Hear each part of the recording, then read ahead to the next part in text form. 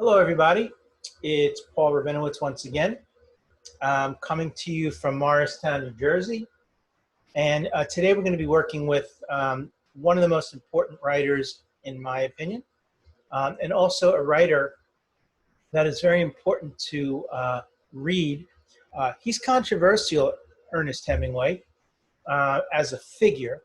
However, as a writer, he's not to be denied. His style of writing is crucial for all of us because as we delve into a style of writing, direction of writing, we also need to read the masters and see how they did it. I remember when I started writing, a writing partner of mine actually gave me a book of Ernest Hemingway's called The Garden of Eden. And I read The Garden of Eden early on. And I asked her, why did you give me The Garden of Eden of all books? And I loved it, by the way. I soaked it up and I read every page slowly and then I would go back. And she said that my style of writing reminded me very much of Hemingway. And that was interesting to hear because my writing style is not flashy. I don't have the gift of the craft, so to speak. I learned later on. But what I do have is the ability to tell stories. And you can tell stories in the simplest form, or you can tell stories in complex verse.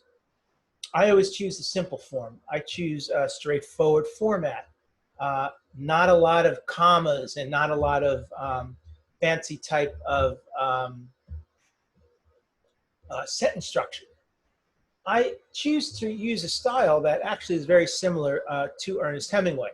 And so I really understood after she was telling me that, oh, he's a writer that you should learn about. And then I realized later on, 12 years later, that my book, The Clay Urn, was actually compared at one time to Ernest Hemingway, his style of writing.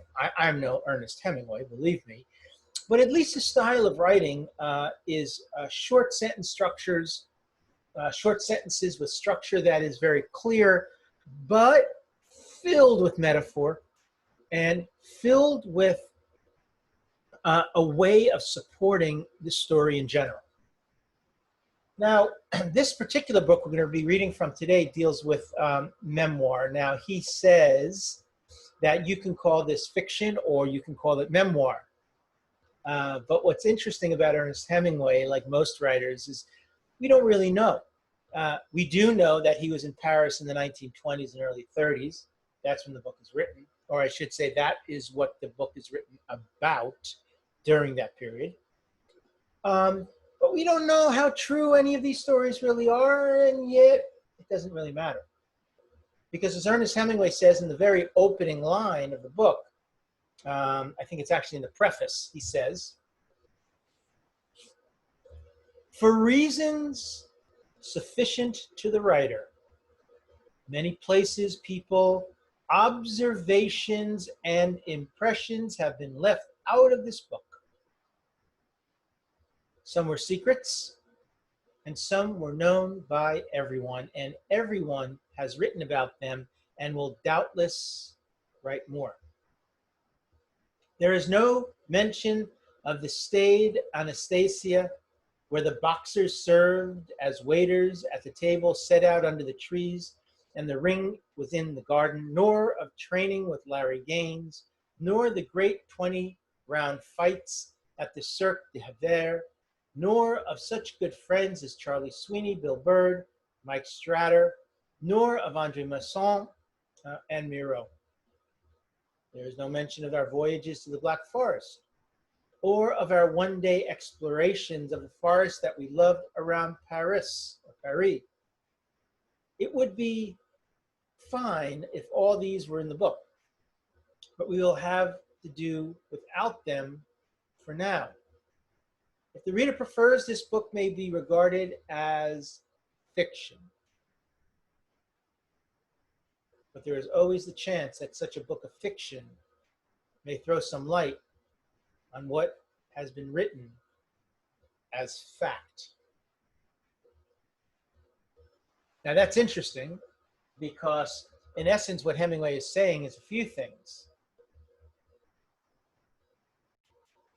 First of all, Ernest is saying that he doesn't really care if you perceive this as fiction or fact. He also, as cleverly stated, he starts to write about all the things that are not in the book. What a bizarre thing to do, to write about what's not there. Miro and the boxing, the training area for boxers who served as waiters. But what we do know that's in here, Movable Feast, is a feast of short stories. The writing here is brilliant. And in Movable Feast, in this particular book, and the cover where you actually see Ernest Hemingway, right there, the dark hair, is a writer who is now at his peak. Now, one might ask, he's writing this about the 20s when he's a young kid. Matter of fact, here's a, young kid, he's a young adult, 22, 23. Here's a photograph of the young Hemingway, a dashing man, to say the least, right? But he didn't write this when he was 24. He wrote this in his 60s, in 1960, in Cuba. And he wrote a majority of the book in Detroit. So one might ask, how can a writer write about something 40 years ago in such clear, distinct fashion? Well, he tells us in the preface that I read you, maybe things are embellished, or maybe it's how he remembers it. Now, one last thing about my book here, The Clay Urn, which you can order at paulrabinowitz.com if you're interested in reading the book. But this particular book was written 2 years ago. I finished it last year.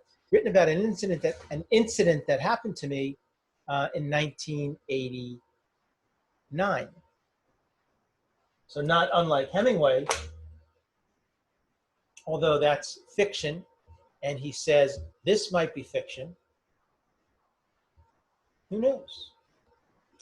And the reason why I'm sharing this work with you today is for the main prompt, the prompt that's going to drive your next writing piece, is an incident in your life that happened early on when you were young, not real young, but like in your late teens or early 20s, when things really start happening to us. We delve out of childhood into like this conscious awareness. We start to see for the first time the way our mother interacts with our father. We start to see the way somebody who's poor or impoverished looks. Old clothes, shoes that are too small. And all of a sudden, we begin to observe the world, and then something might happen. We might go to college, which is a big deal if you're living at home with your parents, and then all of a sudden you're in college. And that's a big deal. And maybe that's a life-changing moment. Or we go into the Army. We get drafted. But these things happen when we're in our late teens and early 20s. And they're impressionable. So Ernest Hemingway here cleverly writes about a moment that he met somebody in a bar, cafe that he would go to, that he would frequent to write. Now I used to write in cafes, in coffee shops. I don't anymore. Not because of COVID, that stopped a long time ago. I write in my house in the morning because I no longer need the inspiration of another place, nor do I need quiet anywhere else? My quiet is in my house. We're empty nesters. It's just my wife and I.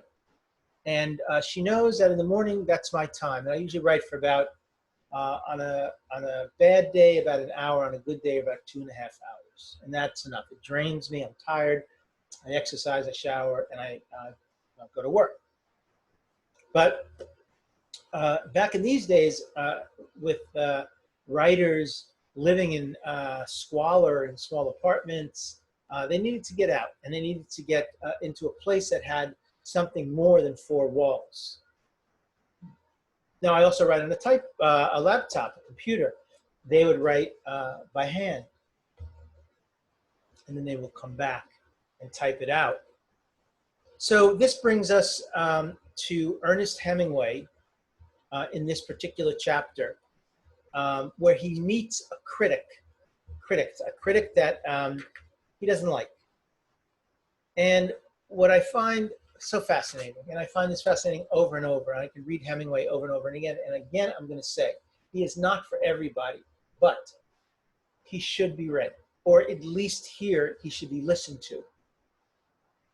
Because what I want you to pay attention to here is his style, how he brings us in the narrative, brings us into a story, makes us think. He makes us feel he's talking to us, like across a barroom table. This is called Birth of a New School, which, if he's writing in 1959, 1960 about 1930s or 1920s Paris, he's already seeing something's beginning to happen with art, painting, and painters, and writers, and stories, and books, and poetry. It's called The Birth of the New School because things now are changing. And that's how he describes this. So we're in Paris, probably about 1925 or 26. The blue-backed notebooks, the two pencils, and the pencil sharpener. A pocket knife was too wasteful. The marble-topped tables, the smell of early morning, sweeping out and mopping, and luck were all you needed. For luck, you carried a horse chestnut and a rabbit's foot in your right pocket. The fur had been worn off of the rabbit's foot long ago, and the bones and the sinews were polished by wear. The claws scratched in the lining of your pocket, and you knew your luck was still there. Some days it went so well that you could make the country, so that you could walk into it through the timber to come out into the clearing and work up onto the high ground and see the hills beyond the arm of the lake. A pencil lead might break off in the conical nose of the pencil sharpener, and you would use the small blade of the penknife to clear it, or else sharpen the pencil carefully with the sharp blade, and then slip your arm through the sweat-salted leather of your pack strap to lift the pack again. Get the other arm through and feel the weight settle on your back, and feel the pine needles under your moccasins as you started down for the lake. Then you would hear someone say, "Hi, Hem! What are you trying to do? Write in a cafe?" Your luck had run out, and you shut the notebook. This was the worst thing that could happen. If you could keep your temper, it would be better, but I was not good at keeping mine then, and said, "You rotten son of a bitch, what are you doing in here off your filthy beat? Don't be insulting just because you want to act like an eccentric. Take your dirty camping mouth out of here. It's a public cafe. I've just as much right here as you have. Why don't you go up to the Petite Chambre where you belong? Oh dear, don't be so tiresome. Now you could get out and hope it was an accidental visit and that the visitor had only come in by chance, and there was not going to be an infestation. There were other good cafes to work in, but they were a long walk away, and this was my home cafe. It was bad to be driven out of the Croisserie des Lilas. I had to make a stand or move.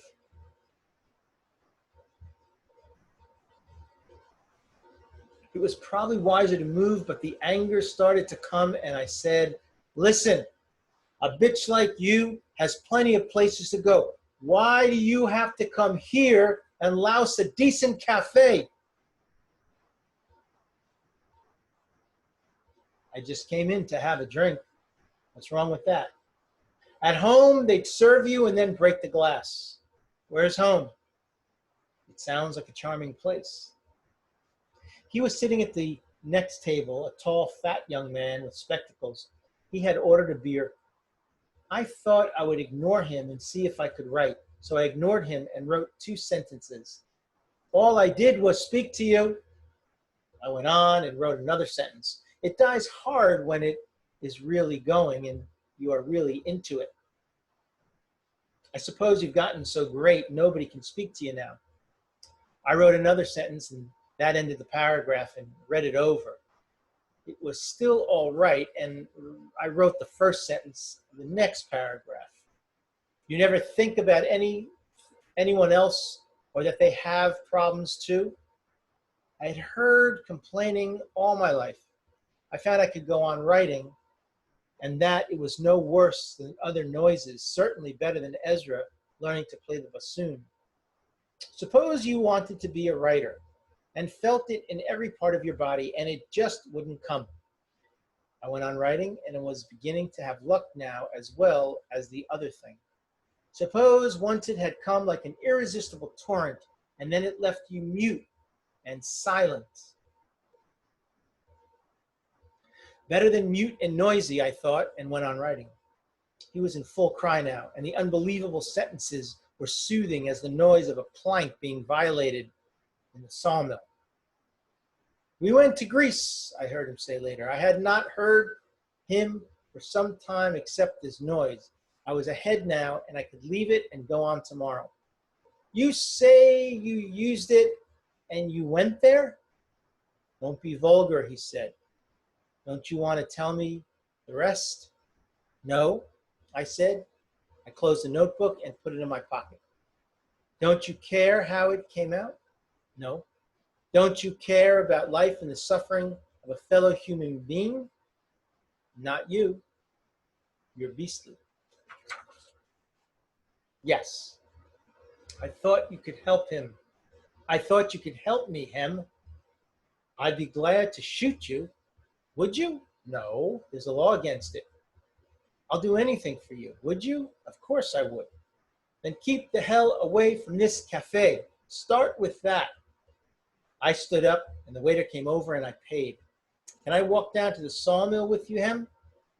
No. Well, I'll see you some other time. Not here. That's perfectly right, he said. I promise. What are you writing? I made a mistake and asked.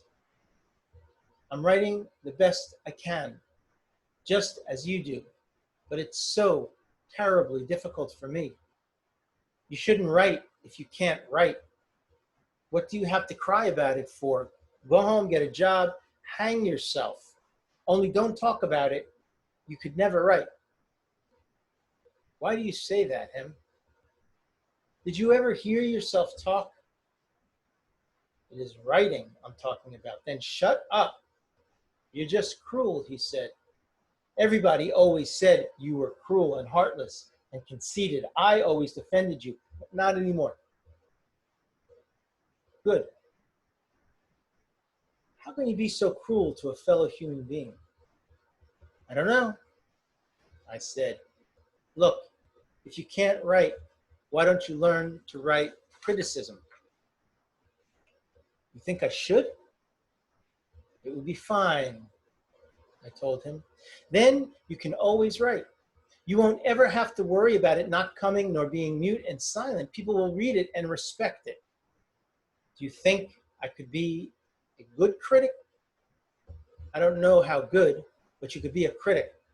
There will always be people who will help you, and you can help your own people. What do you mean, my own people? The ones you go around with. Oh, them. They have their critics. You don't have to criticize books, I said.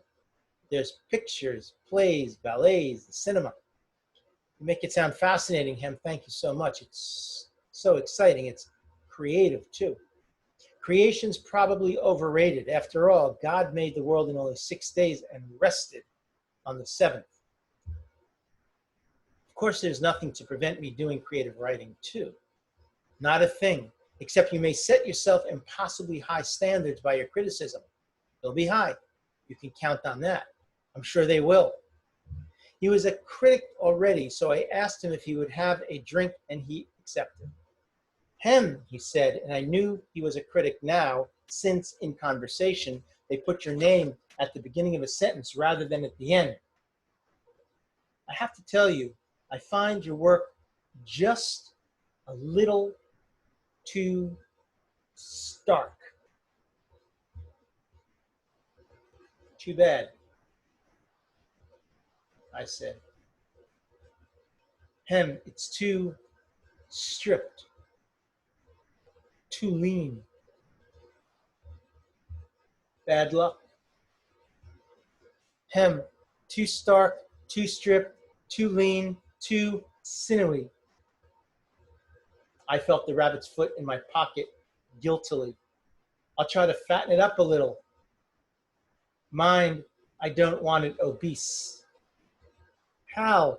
I said, practicing speaking like a critic. I'll avoid that as long as I can.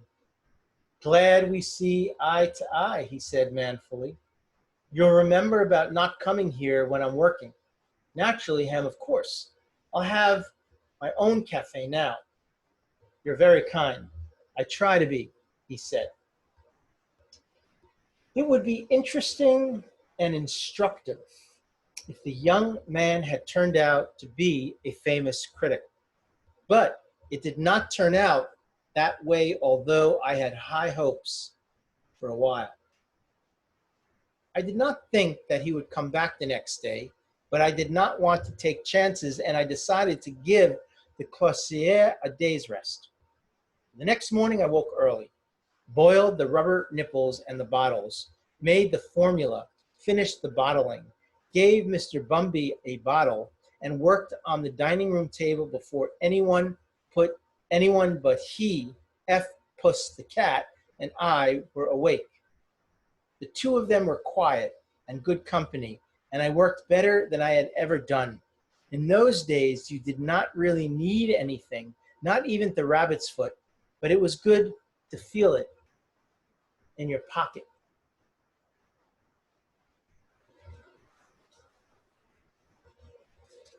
Great writing, great interaction between him and the critic. Hemingway holds nothing back. But why is this piece important? Why is this book important? Because Hemingway is onto something.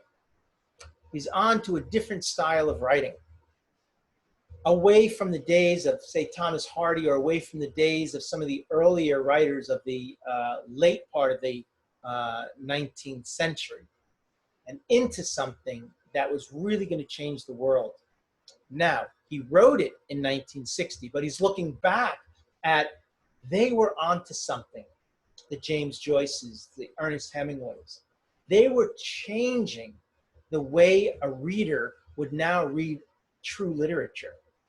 And as the critic said, Hemingway, you got to be thicker. You got to be more wordy. I don't get this starkness, this succinct nature of writing. What is that about? No one's going to read that.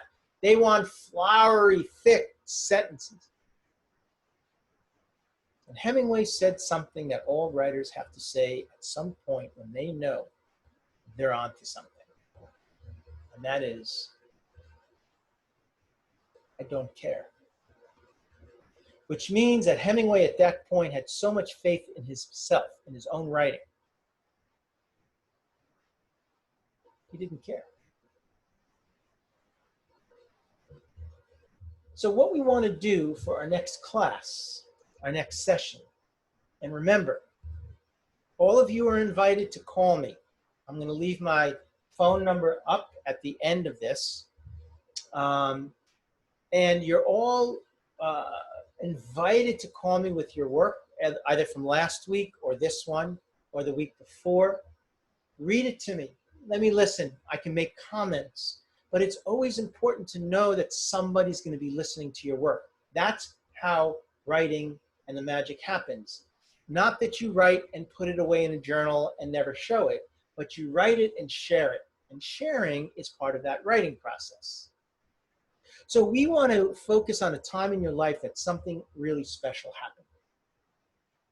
Hemingway viewed this writing as something unique and special. He knew things were happening. So talk to us about a time that things were, something happened, an event in your life. Focus on that time in the late teens, early 20s, that you knew you were onto something. And you knew that now there was no going back. And you knew that little by little you were gaining your own self-confidence to continue to push forward, whether it be in music or in your career as a lawyer, as whatever it might be. So I'm going to put up the screen share that will have the number that you need to call if you want to share the work. And I invite you all to do that. It's a good exercise. I'm available. That is what I do. So don't hesitate. And I'll put it up here. I'll give you time to write it in. Let me move this out of the way and we can get a full screen. Here we go.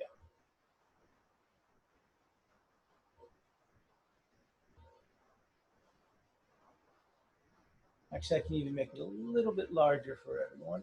There we go.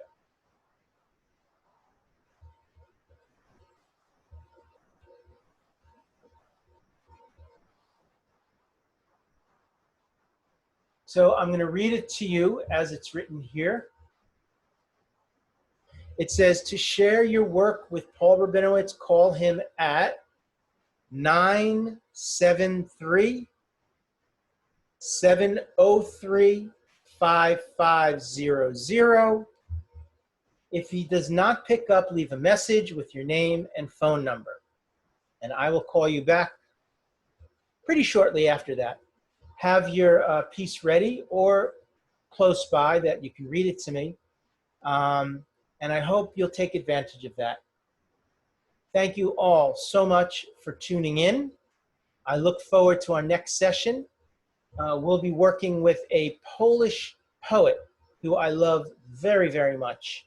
But for now, if you have a chance, read Ernest Hemingway. Even if you read just a couple of pages of his work, get a feel for his style. Hopefully you got a feel for his style there in that wonderful piece.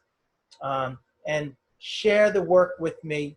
The prompt is write about a time, an important time in your life in the late teens, early 20s, where something happened that you felt things were really beginning to change, probably for the better. Confidence, going to school, career, becoming a mother or a father. Thank you very much for tuning in. We will see you in 2 weeks. Bye-bye.